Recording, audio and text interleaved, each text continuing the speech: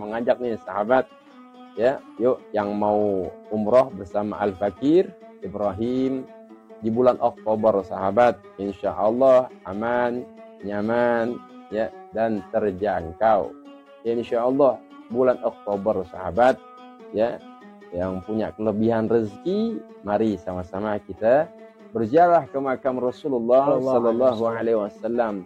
Kita sholat di Raudhah, kita sholat di depan Ka'bah, kita sholat di Hijr Ismail, kita melaksanakan umrah bersama-sama. Insya Allah, mudah-mudahan dapat keridhaan dari Allah Subhanahu Wa Taala. Nama travelnya Prawira Travel, yang kantornya ada di wilayah Bekasi. Ya, kita di Jakarta. Insya Allah, silakan menghubungi nomor telepon yang sedang berjalan itu. Ya, ya. Insya Allah bulan Oktober sahabat. Nah ini bersama saya, bersama kami semuanya di bulan Oktober. Yuk daftar. Bismillahirrahmanirrahim. Hadis yang kedua, sabda Nabi sallallahu alaihi wasallam, aku melihat di malam Mi'raj.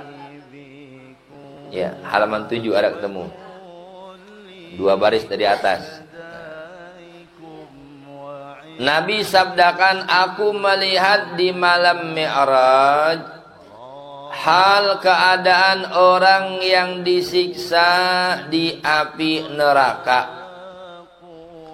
Nabi kisahkan waktu peristiwa Mi'rajnya Nabi dapat izin dari Allah, dapat kesempatan apa?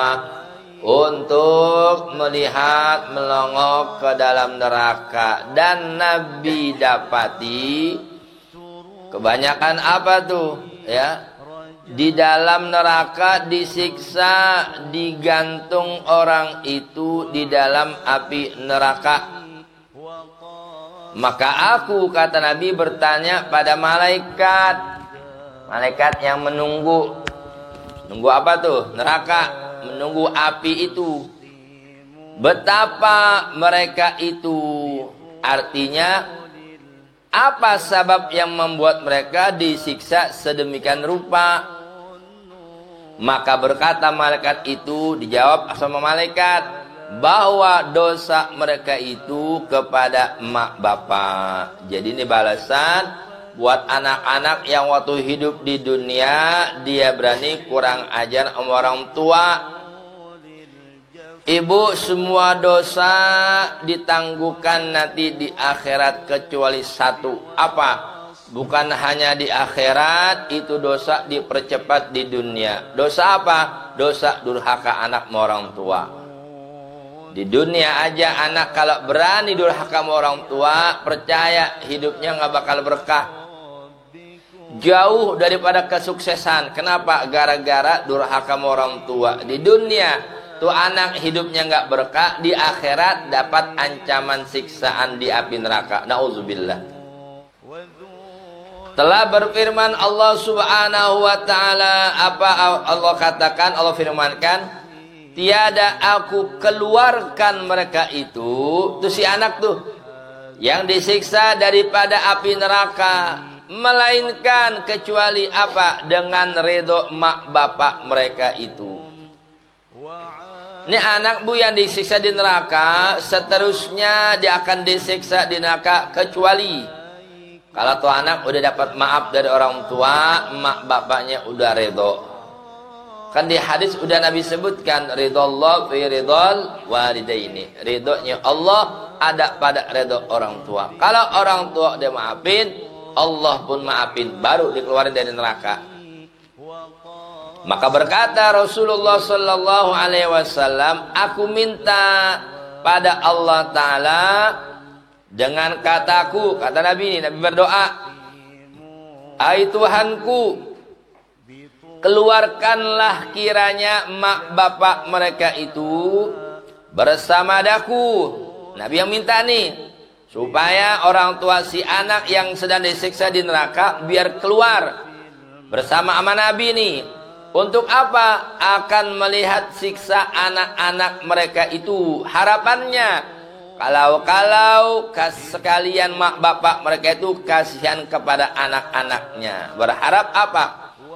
Begitu mak bapak ngelihat dengan mata kepala sendiri anaknya disiksa di neraka, masih timbul iba apa enggak? Masih ada sayang enggak orang tua sama anak? Itu harapannya. Maka diperintah oleh Allah Ta'ala akan mengeluarkan 10 orang daripada mak bapak anak-anak itu, berjalan bersama Rasulullah akan melihat anak-anaknya. Maka diperintah oleh Allah Ta'ala akan malaikat penunggu neraka. Untuk apa? Membuka pintu neraka. Maka setelah dilihat sekalian mak bapak itu akan anaknya, akhirnya bapak emaknya lihat sendiri ini kondisi anaknya berada dalam siksaan yang amat keras itu. Maka lalu sekalian mereka itu menangis.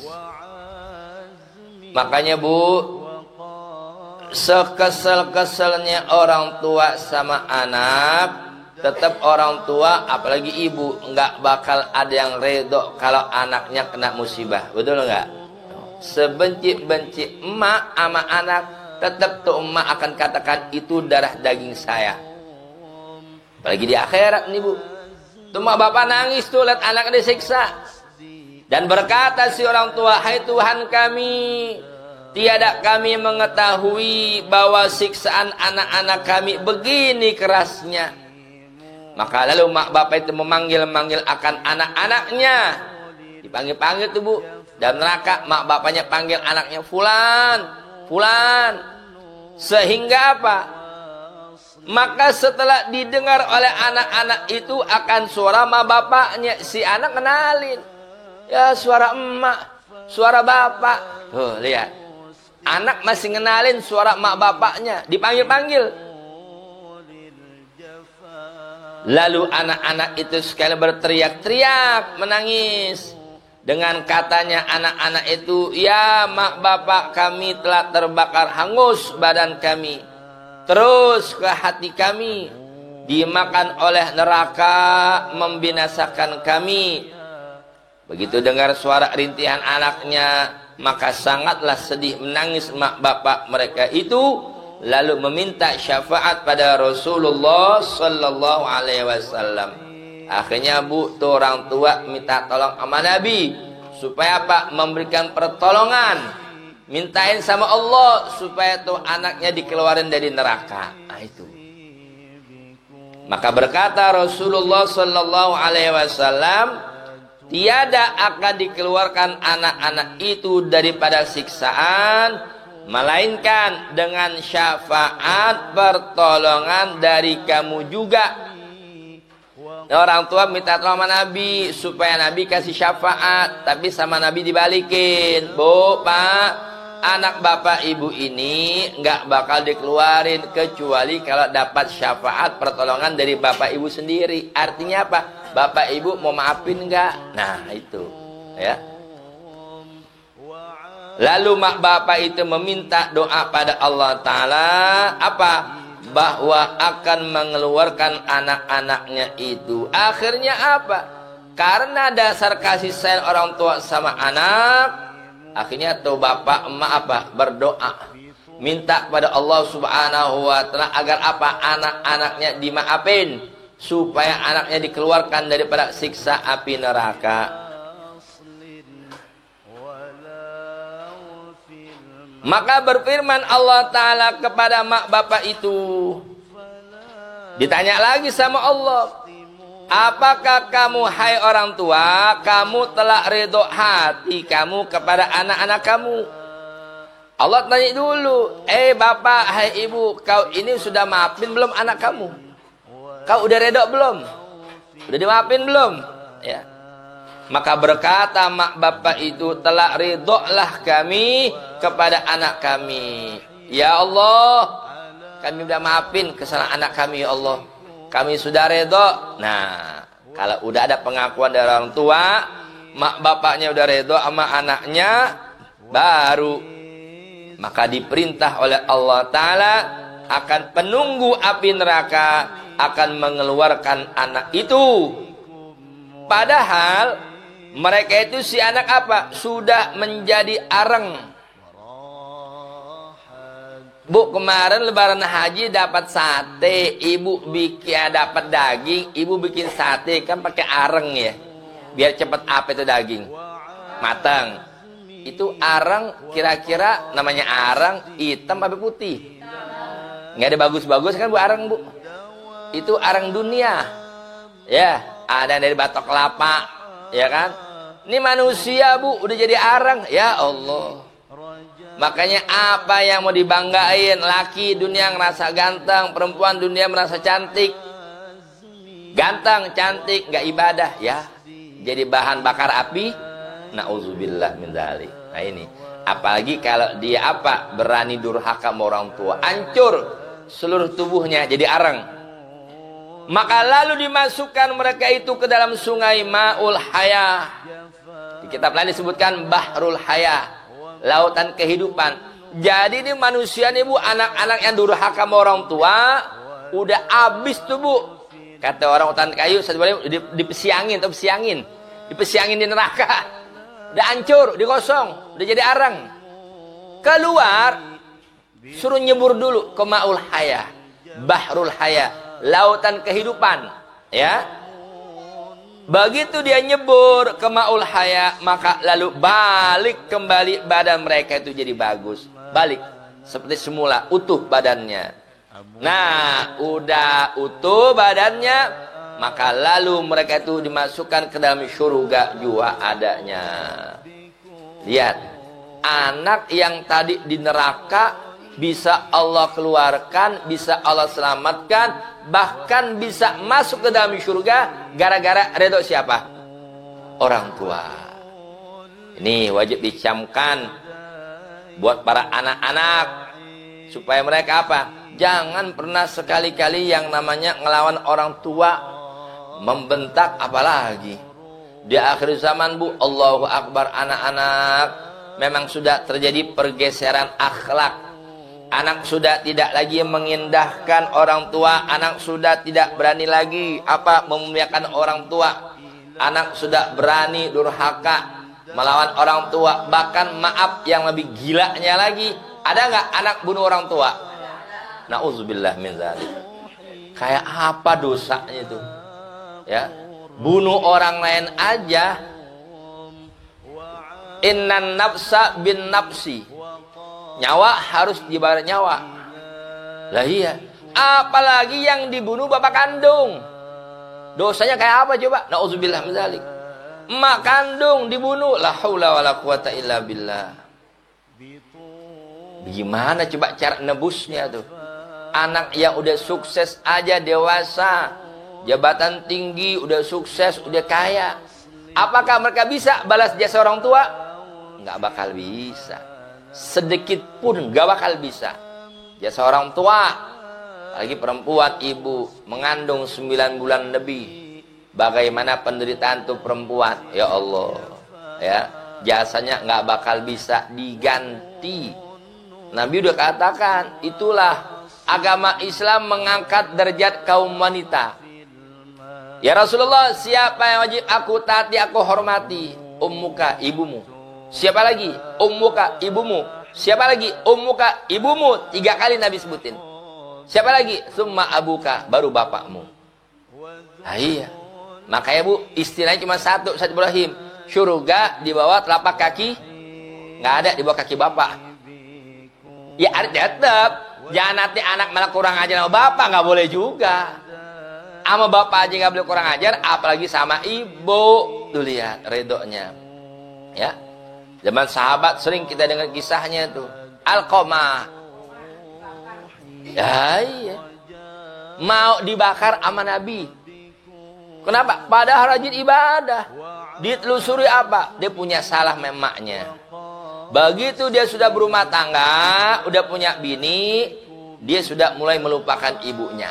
Nah, ibunya kecewa, sakit hati.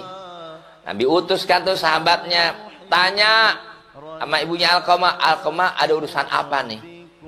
Sampai sama sahabat, Bu, Alqamah, anak ibu lagi sakaratul maut, udah ditalkin sama Nabi, tapi mulutnya terkunci, nggak bisa ngucap la ilaha illallah. Ibu ada masalah? Ya, saya sakit hati sama Alqamah. Emaknya bilang, sebabnya apa, Bu? Saya sakit hati. Alqamah begitu sudah kawin, rumah tangga, dia lebih mengutamakan istrinya ketimbang saya. Iya, memang suami punya tanggung jawab terhadap istri. Cuman jangan sampai apa? Apalagi nih suami masih ada ibu kandungnya. Makanya Bu, di antara fungsi hikmahnya, maaf, orang laki ya, anak laki dapat warisan lebih gede 2/3 dibanding perempuan. Perempuan kan 1/3. Kelihatannya memang gede, tapi juga diiringi tanggung jawab. Laki dapat jatah gede 2/3. Emakmu urusin. Ya, kamu punya adik yang belum kawin, kamu punya tanggung jawab juga, urusin tuh. Makanya harapan besar apa? Yang enak itu mantu perempuan sama mertua perempuan akur, jangan ribut. Nah ini, ya. Alqamah berusaha memenuhi hak istrinya, cuman dia lupa kalau dia masih punya ibu. Akhirnya ibunya ditelantarkan, sakit hati. Akhirnya kata Nabi, ya sudah, kalau begitu Alqamah mau dibakar aja. Nabi suruh sahabat, siapin kayu bakar. Buat apa ya Rasul? Alqamah mau dibakar. Lebih baik dibakar di dunia ketimbang dibakar di akhirat. Ibunya dengar, anaknya mau dibakar. Tuh lihat, sesakit hati ibu sama anak, dengar, jangan kan ngelihat, baru dengar anaknya darah daging mau dibakar. Emaknya rela nggak? Nggak. Ya Rasulullah, jangan jadi bakar.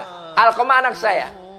Ya, kalau nggak mau dibakar, ibu maafin nggak? Iya deh, saya maafin. Nah, udah ibunya maafin, Bu, baru Nabi talkinin lagi, la ilaha illallah, baru terbuka mulut Alqamah, la ilaha illallah, baru wafat husnul khotimah. Gara-gara apa? Redho emaknya.